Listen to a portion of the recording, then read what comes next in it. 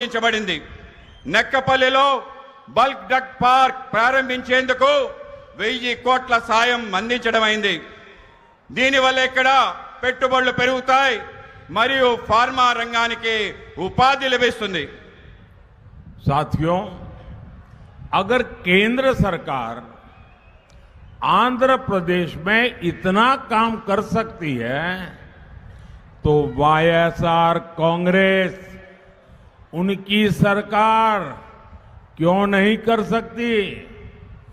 BJP का मंत्र है development, development, development. YSR Congress का मंत्र है करप्शन, करप्शन, करप्शन। ये विकास के हर कार्य में ब्रेक लगा रहे हैं। हमने विशाखापट्टनम को अलग रेलवे जोन बनाने की मंजूरी दी, लेकिन राज्य सरकार रेलवे मुख्यालय के लिए जमीन नहीं दे रही है। మిత్రులారా, ఆంధ్రప్రదేశ్లో కేంద్ర ప్రభుత్వం అనేక పనులు చేస్తుంది. కానీ వైఎస్ఆర్ కాంగ్రెస్ ప్రభుత్వం ఎందుకు చేయలేకపోతుంది? బీజేపీ మంత్రం అభివృద్ధి, అభివృద్ధి, అభివృద్ధి. వైఎస్ఆర్ కాంగ్రెస్ మంత్రం అవినీతి, అవినీతి, అవినీతి. ఇక్కడ వీళ్ళు అభివృద్ధి పనులకి అనేక రకాల ఆటంకాలు కల్పిస్తున్నారు.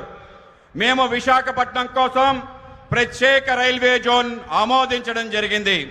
కానీ రాష్ట్ర ప్రభుత్వం రైల్వే ముఖ్య కార్యాలయం కోసం భూమి ఇవ్వటం లేదు. साथियों, हमने आंध्र प्रदेश के गरीबों के लिए 24 लाख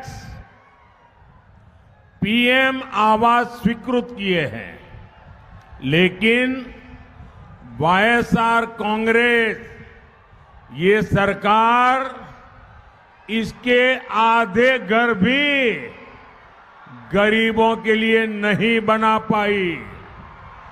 मोदी गरीब की पीड़ा दूर कर रहा है, इन्हें उसमें भी पीड़ा है। इनका एक ही एजेंडा है, जहां करप्शन नहीं वहां काम नहीं। ఆంధ్రప్రదేశ్లో పేదల కొరకు 21 లక్షలు ప్రధానమంత్రి ఆవాస గృహాలు మంజూరు చేశాం. కానీ వైఎస్ఆర్ కాంగ్రెస్ ప్రభుత్వం దాంట్లో సగం కూడా పేదలకి ఇల్లు ఇవ్వలేదని మీకు తెలియజేస్తున్నాను. మోడీ పేదల బాధలు తీరుస్తున్నాడు, కానీ వాళ్లకు బాధలు తొలగిస్తున్న బాధ కలుగుతుంది. వాళ్ళది ఒకటే ఎజెండా. ఇక్కడ అవినీతి ఎక్కడ ఉంటుందో అక్కడ పని ఉండదు. साथियों, उत्तर आंध्रा सुजला सरवंती इरिगेशन प्रोजेक्ट यहां की राज्य के वर्क कल्चर का बहुत बड़ा उदाहरण है। ये प्रोजेक्ट जगन रेड्डी के पिता वाईएसआर ने शुरू किया था। अपने पिता की पॉलिटिकल विरासत तो इन्होंने ले ली, लेकिन उनके शुरू किए हर प्रोजेक्ट भी ये पूरे नहीं कर पाए।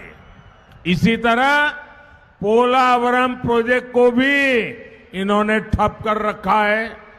हमारी केंद्र सरकार ने पोलावरम प्रोजेक्ट के लिए 15,000 करोड़ रुपए जारी किए हैं, लेकिन वाईएसआर कांग्रेस को किसानों की कोई चिंता नहीं है।